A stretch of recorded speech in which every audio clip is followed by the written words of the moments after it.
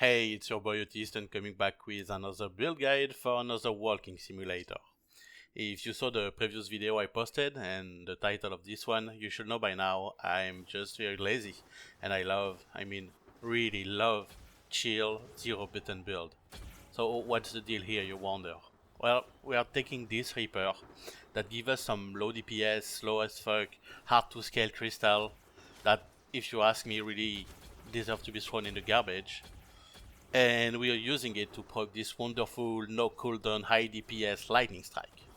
Now you can see the range of damage is gigantic, but there is a way to give more consistency to the hit damage, although it doesn't increase the actual DPS. But I'll come back to that later in the video. Now, why are those two pieces going well together? Thunderstrikes need Ancestral Strike damage to proc and deal elemental damage. Being a source of indirect damage, it cannot trigger out of itself. The Ancestral Legacy Reaper gives us a decent amount of elemental damage and elemental damage multiplier, but it also gives the crystal, which are in dealing indirect damage, the ability to deal Ancestral Strike damage on top of giving them our crit chance and our Ancestral Strike chance.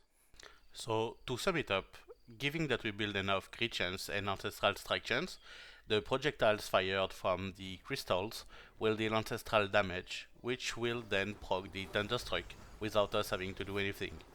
As for the benediction and the dot side of the Reaper, it multiplies by 3 the amount of projectile fired by the crystals, and nerf for primary and secondary skills, but since we didn't need them anyway, it's all good. Now for this next part, if you already know how to scale missing HP and transform elemental damage from raw damage, you can go ahead and skip that section. But otherwise, you might want to pay attention to, first of all, how bad my gear is. My gear is really bad. I'm really far away from the planer I posted, but it doesn't matter. Like you saw in the gameplay footage before, I have enough damage to do anything in the game. So what you want to do is get a lot of HP and then reserve it thanks to the aura given from this chest and the aura given in the Ancestral Legacy. This gives you missing HP. The missing HP is then scaled with the rank 45 Savagery, which is then converted to Reaper damage thanks to the amulet, which is then converted to elemental damage instead of skill damage thanks to our Reaper. Now there is two main ways to scale your elemental damage from Ancestral Legacy based on your missing HP. The first one is this skill, giving you 25% of your missing HP as flat elemental damage. And the second one is this one, giving you another chunk of flat elemental damage based on your maximum HP. And that's where what I was talking about earlier in the video comes into play. You can get this enormous amount of damage and have a huge range of damage going from 1 to 3 million. But as you can see, the range is huge. But if you want, you can reduce that range by taking instead consistency is key, which is an aura that when you activate, it's going to reduce the range of your lightning skill. So now my range is 1.3 million to 1.6 million. And that's going to make the damage very consistent, but also lower. So you can choose between having consistent damage or a big range on damage and sometimes seeing Thunderstruck dealing 4-5 million and sometimes seeing them doing 60-70 million. So it's up to you. The total DPS doesn't really change. Now we also scale defense thanks to our missing HP. With nether gear, we put the legendary chest effect onto ring or boots. You can choose which one goes where, the boots or the ring, and the other one will get a legendary helmet effect for maximum HP. You put these two on boots or rings, and it's gonna give you a lot of evasion. Now this evasion you can scale with other pieces of your gear, But most importantly, it's gonna scale out of the Shroud of the Unseen, which gives you a lot of avoidance stack because you get 5 of them every time you do an ancestral strike damage, and you do a lot of ancestral strike damage, so your stack of avoidance goes through the roof very fast.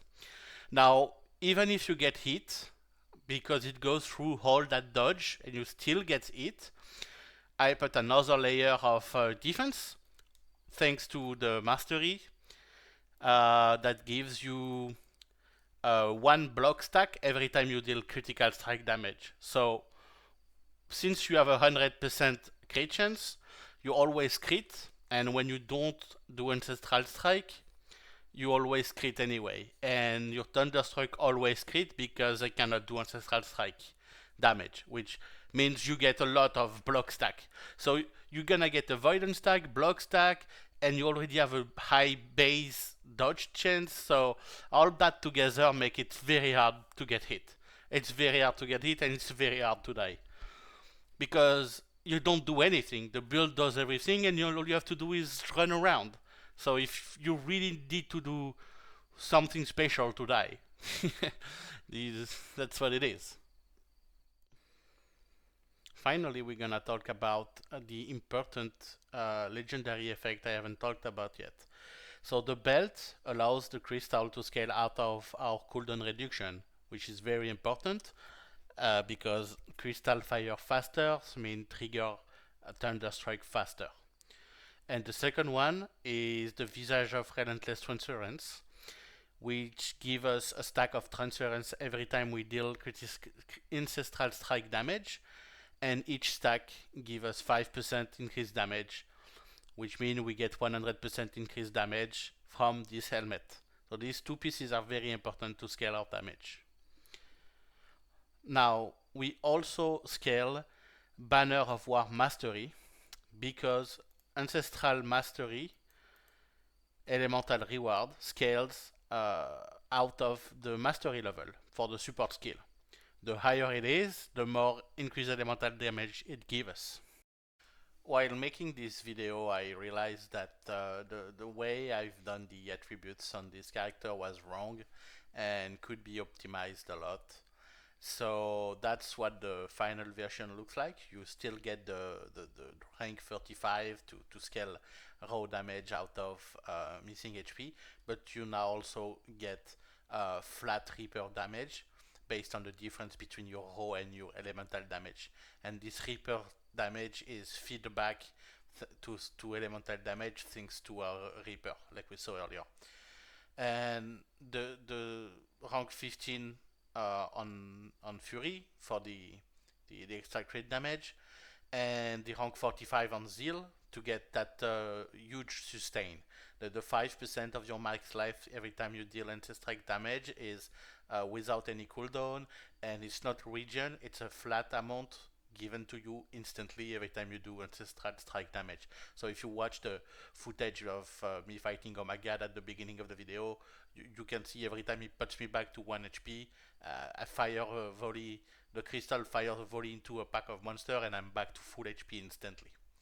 And every leftover point is put back into willpower just to get a little bit more of that sweet elemental damage. Since we are using a walking simulator, the mastery and skill are not very useful. So I took the one that was the most useful, which is the banner, because we get 100% crit damage, which is always good, and we get 1 block stack every time we crit. So that's the only reason we get the banner. Now, what do we get the throwing sword? Well, we get additional block stack every time we throw a sword. That's always good. And we also get the training dummy once in a blue moon when we reach perfect on our knight mechanic.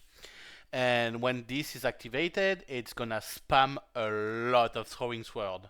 And I don't know why, but this can actually do ancestral damage even with the debuff from the Reaper.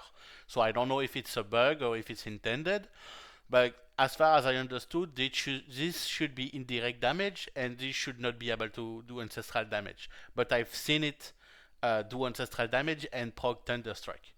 So if you need it, I don't know why, but if you want to use it on a boss in Primordial Nether or what, that's always better than any other skill. And finally, the shield, well, it's just to get some block stack. You get the minimum block stack here, and then you get block stack per second here, and that's it. Before leaving you guys, I'm gonna give you a small tips from something I figured out for myself. It's about a fight in the Primordial Netherworld against this guy, the Broken Essence. Each monster he summons will give you drops, then die, then revive, and give you more drops. And every time you get in front of him, he's gonna regen his life, and every time he's gonna summon even more monster. So for me, I only show gear that have perfect score on pure stats, and I get 2 to 3 every fight I do with this guy. So I'm gonna show you a fight with him, and you're gonna see what I'm talking about. And if you have a better way, just let me know. But for me, it's the best I found so far. Alright, I hope you guys try the build and have fun with it. See ya!